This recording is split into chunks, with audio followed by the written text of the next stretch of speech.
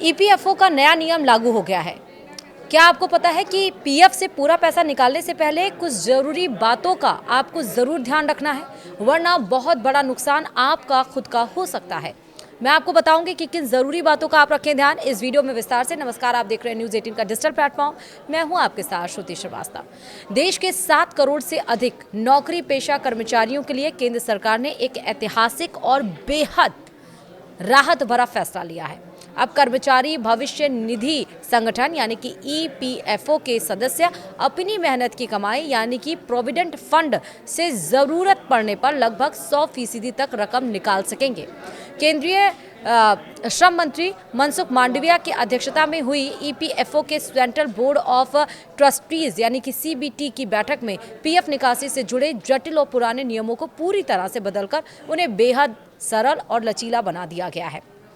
इस बड़े फैसले का मकसद कर्मचारियों के जीवन को आसान बनाना है ताकि वे अपनी आकस्मिक वित्तीय ज़रूरतों जैसे कि बीमारी, बच्चों की पढ़ाई या शादी ब्याह के लिए अपने ही पैसे के लिए दफ्तरों के चक्कर काटने और लंबी कागजी कार्रवाई से बच सके।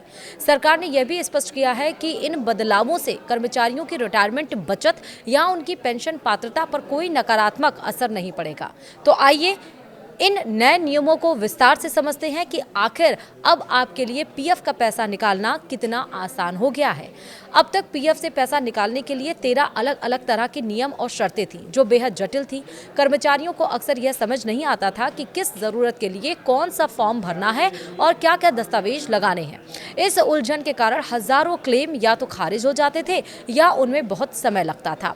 इस परेशानी को जड़ से खत्म करते हुए सरकार ने इन सभी 13 प्रावधानों को समाप्त कर एक सिंगल सुव्यवस्थित नियम बना दिया है।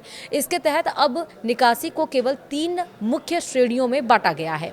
पहला है अत्यावश्यक जरूरतें यानी कि इसमें परिवार में किसी सदस्य की गंभीर बीमारी का इलाज, बच्चों की उच्च शिक्षा और शादी ब्याह जैसे महत्वपूर्ण खर्चे शामिल हैं।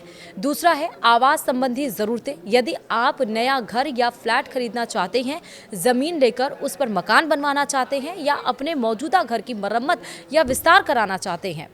तीसरा है विशेष परिस्थितियां। इस श्रेणी को सबसे ज्यादा उदार बनाया गया है।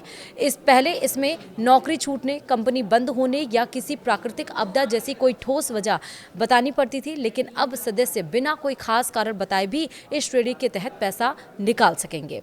इस सरलीकरण का सबसे बड़ा लाभ यह है कि अब आंशिक निकासी के लिए किसी भी तरह के दस्तावेज जमा करने की अनिवार्यता को खत्म कर दिया गया है। इससे पूरी प्रक्रिया 100% यानी कि 100% ऑटोमेटिक हो जाएगी और क्लेम सीधे आपके बैंक खाते में तेजी से सेटल हो जाएंगे। हालांकि खबर में 100% निकासी की बात कही जा रही है, लेकिन इसका एक तकनीकी पहलू समझना बेहद जरूरी है। नए नियमों के अनुसार कर्मचारी अपने पात्र बैलेंस यानी कि एलिजिबल बैलेंस का 100% तक निकाल सकते हैं, जिसमें कर्मचारी और नियोक्ता दोनों का हिस्सा शामिल है। लेकिन यहाँ एक महत्वपूर्ण शर्त भी है। बोर्ड ने यह अनिवार्य किया है कि हर सदस्य को अपने खाते में अपने कुल योगदान का कम से कम 25% हिस्सा हर समय बनाए रखना होगा। आसान भाषा में समझे तो आप अपने मौजूदा कुल पीएफ बैलेंस का 75% यानी कि 75% तक ही एक बार में निकाल पाएंगे। उदाहरण के लिए मान लीजिए कि आपके पीएफ खाते में कुल 10 लाख रुपए जमा है, तो नए नियम के तहत आप इसमें से 7.5 लाख रुपए तक की राशि अपनी ज़रूरतों के लिए निकाल सकते हैं, जबकि बाकी 2.5 लाख रुपए आपके खाते में न्यूनतम बैलेंस यानी कि मिनिमम बैलेंस के तौर पर बने रहेंगे। सरकार का तर्क है कि खाते में न्यूनतम राशि बनाए रखने से सदस्यों को ईपीएफओ द्वारा दी जाने वाली आकर्षक ब्याज दर यानी कि जो वर्तमान में 8.25% यानी कि 8.25% प्रतिवर्ष जो लगता है वो है, और चक्र वृद्धि ब्याज का लाभ मिलता रहेगा, जो उनके रिटायरमेंट के लिए एक बड़ी पूंजी तैयार करने में मदद करेगा। सरकार ने निकासी की सीमा को भी पहले के मुकाबले काफ़ी उदार बना दिया है। पहले कोई भी कर्मचारी अपनी पूरी नौकरी के दौरान बच्चों की शिक्षा और विवाह के लिए कुल मिलाकर सिर्फ 3 बार ही पीएफ से पैसा निकाल सकता था। यह सीमा कई परिवारों के लिए अपर्याप्त साबित होती थी। अब इस नियम को बदलते हुए बच्चों की पढ़ाई के लिए निकासी की सीमा को बढ़ाकर 10 बार और शादी के लिए 5 बार कर दिया गया है। यह उन मध्यम वर्गीय परिवारों के लिए एक बहुत बड़ी राहत है जिन्हें अक्सर बच्चों की महंगी पढ़ाई या शादी के खर्चों वर्षों के लिए वित्तीय संकट का सामना करना पड़ता है।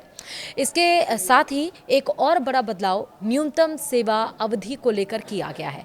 पहले अलग अलग निकासी के लिए नौकरी की अलग अलग अवधि की शर्त थी, लेकिन अब इसे सभी प्रकार की आंशिक निकासी के लिए एक समान करते हुए घटाकर सिर्फ 12 महीने यानी 1 साल कर दिया गया है। इसका मतलब है कि अगर आपने किसी संस्थान में सिर्फ 1 साल भी नौकरी की है तो आप इन ज़रूरतों के लिए अपने पीएफ से पैसा निकालने के लिए हकदार होंगे।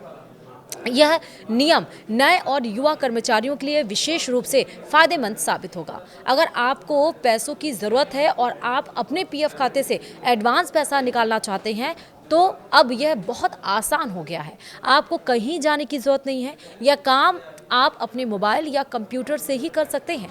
बस नीचे दिए गए जो स्टेप्स मैं आपको बता रही हूँ वो आप फॉलो करते जाइए। पहला स्टेप है ईपीएफओ की वेबसाइट पर जाएं। सबसे पहले आपको ईपीएफओ की मेंबर वाली वेबसाइट पर जाना है। इसका लिंक मैं आपको बता रही हूँ https://unifiedportal हाइफन यानी कि डैश mem.epifindia.gov.in/member और इंटरफेस स्लैश ये जो लिंक है ये लिंक पर आपको जाना है। दूसरा स्टेप है अपने खाते में लॉगिन करें। इसको वेबसाइट खुलते ही अपना यूएन नंबर, पासवर्ड और दिया गया कैप्चा कोड डालकर लॉगिन कर लें। तीसरा स्टेप है ऑनलाइन क्लेम का ऑप्शन चुनें। लॉगिन करने के बाद ऊपर मेन्यू में ऑनलाइन सर्विसेज का ऑप्शन दिखेगा, उस पर क्लिक करें और फिर क्लेम यानी कि क्लेम को चुनें, जिसमें कि फॉर्म 31, 19, 10C और 10D आएगा, उसमें से आपको चुनना है। चौथा स्टेप है अपना बैंक खाता वेरीफाई करें। अब आपकी स्क्रीन पर आपकी सारी जानकारी दिखेगी। यहाँ अपने बैंक खाते के आखिरी 4 अंक डालकर उसे वेरीफाई करें और यस पर क्लिक करके आगे बढ़ें। पांचवा स्टेप है निकासी की जानकारी भरें। अब प्रोसीड फॉर ऑनलाइन क्लेम पर क्लिक करें। अगले पेज पर I want to apply for में जाकर पीएफ एडवांस फॉर्म चुनें, जो कि फॉर्म है 31। फॉर्म 31 आपको चुनना है और इसके बाद आपको पैसा निकालने का कारण, जैसे कि बीमारी है या शादी है या मकान बनाना है, वो पैसा निकालने का कारण और जितनी रकम निकालनी है वो भरनी होगी। साथ ही अपना पता भी दर्ज करना होगा। 6 स्टेप है आधार ओटीपी से कंफर्म करना होगा, यानी कि सारी जानकारी भरने के बाद गेट आधार ओटीपी पर क्लिक करें। आपके आधार कार्ड से जो मोबाइल नंबर लिंक है उस पर एक ओटीपी आएगा। 7th स्टेप है क्लेम सबमिट करना होगा। उस ओटीपी मतलब जो ओटीपी आया होगा जो आपका आधार और मोबाइल लिंक है, उस ओटीपी को दी गई जगह पर डालकर अपना क्लेम सबमिट कर दें। इसके बाद आपका काम बस हो गया, आपका क्लेम सफलतापूर्वक जमा हो गया। ईपीएफओ की तरफ से जांच पूरी होने के बाद पैसा सीधे आपके बैंक खाते में आ जाएगा। तो इन स्टेप्स का आपको ध्यान रखना है कि कैसे आपको कहीं जाने की ज़रूरत नहीं है, बैठे बिठाए आप अपने मोबाइल से ही आप अपना पैसा निकाल सकते हैं। और किन नियमों का आपको पालन करना है मैंने आपको वो भी बताया। ये वीडियो ज़्यादा से ज़्यादा लोगों को शेयर करिए ताकि उनको भी ये आसान सा तरीका और क्या नहीं करना है जिससे आपका नुकसान होगा वो पता चल जाए। वीडियो में इतना ही। नमस्कार।